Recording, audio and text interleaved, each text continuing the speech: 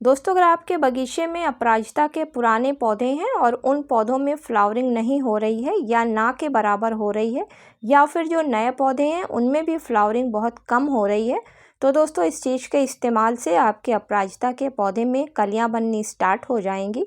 तो ये क्या चीज़ है और किस तरीके से इसको आपको अपने अपराजिता के पौधे पर, नए हों या पुराने, उस पर इस्तेमाल करना है, साथ ही साथ किस तरीके से आपको अपराजिता के पुराने पौधों की देखभाल करनी है जिससे आप उनसे अधिक मात्रा में फूल ले सकें, आज के वीडियो में आप लोगों के साथ में इसी को शेयर करूंगी। नमस्कार दोस्तों, आप सभी का अपने चैनल पर एक बार फिर से स्वागत है। तो चलिए दोस्तों वीडियो की शुरुआत करती हूँ। तो दोस्तों, अपराजिता एक काफ़ी शुभ परमानेंट फूल वाली बेल है जिसको एक बार आप अपने बगीचे में अगर लगा लेते हैं तो फिर इसके सीड्स जहाँ जहाँ गिरते हैं वहाँ पर रेनी सीजन में नए नए प्लांट्स जम जाते हैं। ये पौधा काफ़ी शुभ पौधा माना जाता है और इसको कई नामों से, जैसे शंख पुष्पी, बटरफ्लाई पी के नाम से भी जानते हैं।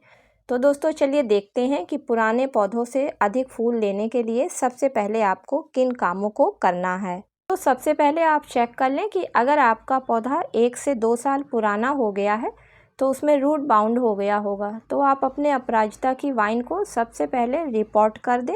रिपोर्ट जब करेंगे तो जब आप नई मिट्टी में पौधे को लगाएंगे तो पौधे पर फिर से फ्लावरिंग स्टार्ट हो जाएगी। अगली चीज़ है कि जितने बड़े पॉट में आपका अभी तक पौधा लगा था उससे कुछ बड़े पॉट में लगाएं, और जब उसके लिए आप मिट्टी को तैयार करें तो उसमें कम से कम आप 10% रिवर सैंड को ज़रूर मिलाएं, जिससे मिट्टी पोरस बनी रहे और पौधे की जड़ों को काफ़ी आसानी रहे फैलने में, जिससे उस पर अधिक मात्रा में फ्लावरिंग हो सके।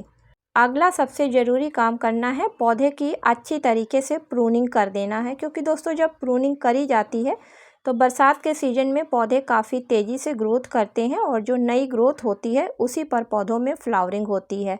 तो इसी तरीके से जब आप अपराजिता के पौधे की अच्छी तरीके से प्रूनिंग कर देंगे तो तुरंत उसमें 5 से 6 दिन बाद नई ग्रोथ स्टार्ट हो जाएगी और उस नई ग्रोथ पर कलियां बननी शुरू हो जाएंगी। इसके अलावा अपराजिता के पौधे को अच्छी फ्लावरिंग करने के लिए धूप की काफ़ी ज़रूरत पड़ती है, तो कम से कम 5 से 6 घंटे की पौधे को बराबर की धूप दिखाएं। पुराने पौधों की जड़ें काफ़ी वीक हो जाती हैं, तो जड़ों को मजबूत करने के लिए और पौधे को अच्छी ग्रोथ करने के लिए हर 15 दिन में आप फास्फोरस और नाइट्रोजन वाली फर्टिलाइज़र डालें, जिससे आपके पौधे पर तेज़ी से ग्रोथ हो और रूट सिस्टम मजबूत हो, जिसकी वजह से उस पर फ्लावरिंग हो सके।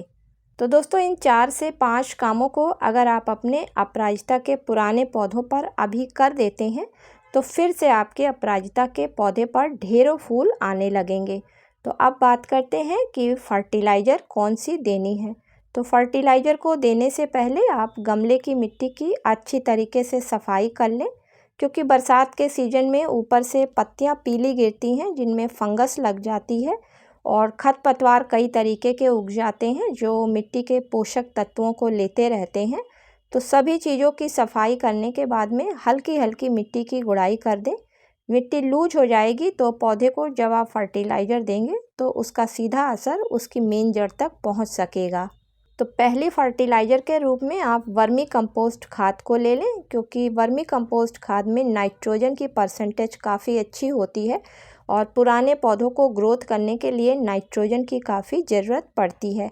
तो पौधा अगर आपका 10 या 12 इंच के गमले में लगा हुआ है तो उसके लिए लगभग आप 200 ग्राम के करीब वर्मी कंपोस्ट अच्छी खाद को ले लें और मिट्टी में चारों तरफ धीरे धीरे करके मिला दें।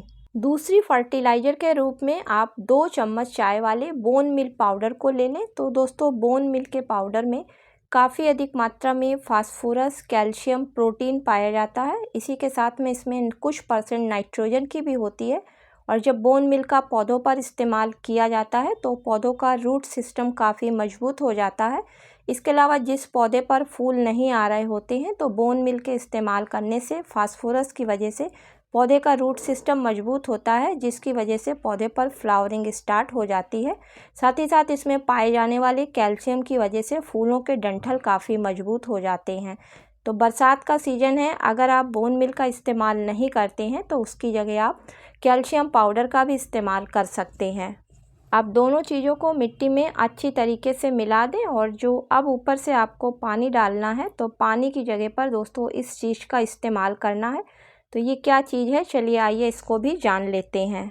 तो दोस्तों ये लहसुन के छिलकों की लिक्विड फर्टिलाइज़र है जिसको 2 से 3 दिन भिगोने के बाद में तैयार किया है। तो इस पानी में काफ़ी अधिक मात्रा में phosphorus, potassium, manganese, calcium, copper, iron के साथ साथ विटामिन सी और बी1 तथा बी6 पाया जाता है। इसी के साथ में इसमें एंटीऑक्सीडेंट और एंटी माइक्रोबैक्टीरियल जैसे गुण भी पाए जाते हैं। और जब इसका पौधों पर इस्तेमाल किया जाता है तो दोस्तों पौधों की जड़ों में जो बैड बैक्टीरिया होते हैं उनको और कीड़ों को मारने का ये लिक्विड काम करती है। तो अगर इसमें किसी भी तरीके की जड़ों में बैड बैक्टीरिया आ गए होंगे जो पौधे की ग्रोथ को रोक रहे होंगे तो इसको डालने से वो दूर हो जाएगा।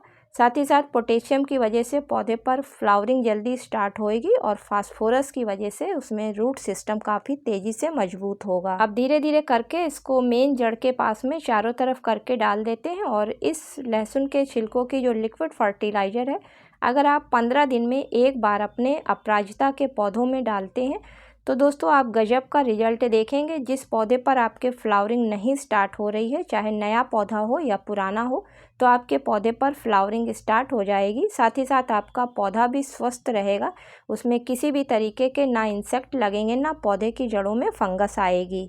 उम्मीद करती हूँ कि आज का वीडियो आप लोगों को पसंद आया होगा। अगर दोस्तों पसंद आया हो तो इसे लाइक और शेयर करें। मिलती हूँ किसी अगले वीडियो में किसी नई जानकारी के साथ में। तब तक के लिए दोस्तों हैप्पी गार्डनिंग।